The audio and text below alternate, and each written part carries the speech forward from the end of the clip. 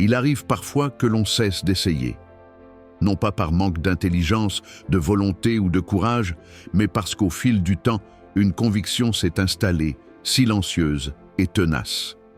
Quoi que je fasse, cela ne changera rien. C'est ainsi que naît ce que la psychologie appelle l'impuissance apprise. Elle ne surgit pas d'un seul échec, ni d'une mauvaise journée. Elle se construit lentement, à force d'expériences répétées, où l'effort ne semble produire aucun effet.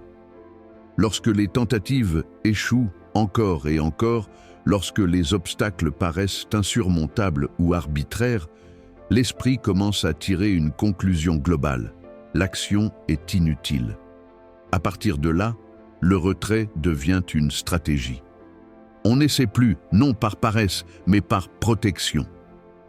Cette résignation s'accompagne souvent d'un changement intérieur profond.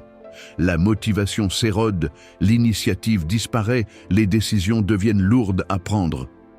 Les pensées se teintent de négativité et de généralisation. Je n'y arriverai jamais. Je ne suis pas fait pour ça. C'est toujours comme ça. Peu à peu, le monde semble se refermer, non parce que les possibilités ont disparu, mais parce qu'elles ne sont plus perçues.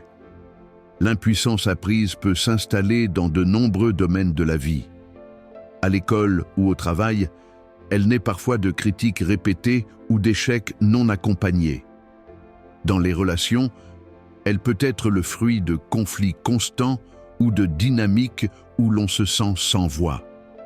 Elle est aussi étroitement liée à certains états psychologiques, notamment la dépression, et peut être renforcée par des contextes sociaux perçus comme injustes ou immuables.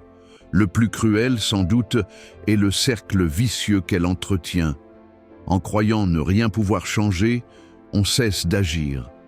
En cessant d'agir, on laisse les situations se détériorer ou stagner. Et cette stagnation vient confirmer la croyance initiale. Je le savais, cela ne sert à rien. L'illusion du manque de contrôle se transforme alors en réalité vécue. Pourtant, cette impuissance n'est ni une fatalité ni une vérité profonde sur la personne. Elle est un apprentissage. Et comme tout apprentissage, elle peut être défait. Retrouver un sentiment de contrôle commence souvent par de très petites choses. Un objectif modeste atteint, une action dont on observe clairement les effets, une expérience qui contredit, même légèrement, la croyance d'impuissance. Peu à peu, le lien entre action et résultat se rétablit. Cela implique aussi un travail sur les pensées elles-mêmes, apprendre à distinguer un échec ponctuel d'une incapacité globale, à remettre en question les mots absolus que l'on utilise pour se décrire et pour décrire le monde. L'optimisme qui en découle n'est pas naïf, il est réaliste. Il reconnaît les limites, mais refuse d'en faire une condamnation définitive. Avec du soutien, qu'il soit thérapeutique, social ou simplement humain, il devient possible de réapprendre à essayer. Non pas avec la certitude de réussir à chaque fois, mais avec la conviction retrouvée que ces actes ont un poids. Et parfois, cette simple conviction suffit à rouvrir des portes que l'on croyait fermées depuis longtemps.